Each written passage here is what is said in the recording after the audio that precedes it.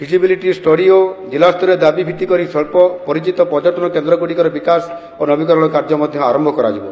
गोपालपुर पारादीप इत्यादि बेलाभूमि को blue flag beach मान्यता देवाई एगुड़िकर विकास कर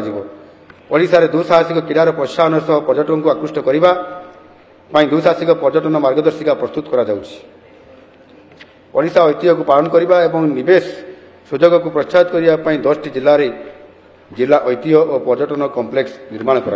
विगत वर्षगुड़िक पर्यटकों आगमन और अनुभूति को आधार कर सरकार राज्य में केतेक प्रमुख परिवेश पर्यटन स्थली को बड़ प्रोत्साहन देवा योजना कर परिप्रेक्षी में शासकीय योजना अधीन भारत सरकार पांठि स्वदेश दर्शन 2.0 अधीन देब्रीगढ़ और सातकोशिया एवं राज्य पांठि सेमिड़ीपाड़ भितरकनिका महेंद्रगिरी और चिलिका आधुनिक और परिवेश अनुकूल सुविधा विकसित कर इको टूरिज्म को प्रोत्साहित करने आहरी बलिष्ठ पदक्षेप नियाजिबो। एक समन्वित मास्टर प्लानिंग अधीन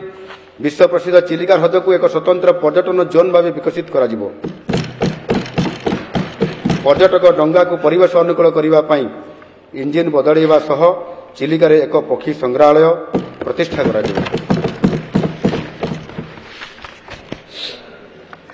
महाप्रभु श्री जगन्नाथ ओडिया संस्कृतिर प्राणकेन्द्र अटंती। जीवन काल रे थरे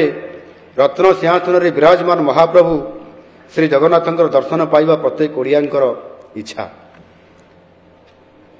गरीब भक्तों मनस्कामना पूरण करने आमे एक नुआ योजना श्री जगन्नाथ दर्शन योजना आरंभ करने को जाउछु। प्रत्येक जिला सदर महकुमार श्री जगन्नाथ दर्शन स्वतंत्र बस रे गरीब भक्त माने मागणारे पुरी आसी श्री जगन्नाथ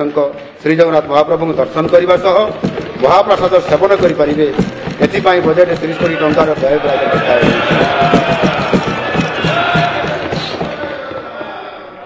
बाचस्पति महोदया ऐतिह्य एवं स्मारकी गुड़िकर समन्वित विकास एवं पर्यटन स्थल में मौलिक सुविधा वृद्धि योजना अधीन प्राय 225 कोटी टंकार केन्दुझर घटगाँ स्थित मां तारिणी मंदिर परिसर समन्वित विकास करा जिवो। ढेंकानाल जिलार जोरंदारे थिबा महिमा गादीर विकास कार्य एवं सेठारे भव्य शून्य मंडप निर्माण तथा जोरंदा अंचल सामग्रिक विकास आवश्यक पदक्षेप नियाजिवो जहाद्वारा कि जोरंदा महिमा गादी देशर एक प्रमुख धार्मिक और आध्यात्मिक स्थली भाव परिगणित हेबो। ताछड़ा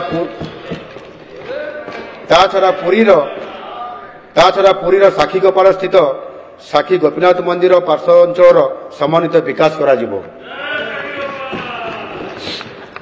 घरोई क्षेत्र पुंजीनिवेश को प्रोत्साहित करने ओडिशा पर्यटन नीति 2022 अधीन सब्सिडी वितरण 70 कोटी टंकार व्यवस्था रही। पर्यटन स्थली गुड़िकर सुरक्षा निरापत्ता और परिमल व्यवस्था 50 कोटी टंका आवंटन करा यही पदक्षेपर एक अंश भाव एवं महिला नेतृत्वाधीन विकास उपर आमर ध्यान को दृष्टि रखी परिदर्शकों निरापद और स्वागत योग्य परिवेश सुनिश्चित करने तथा महिला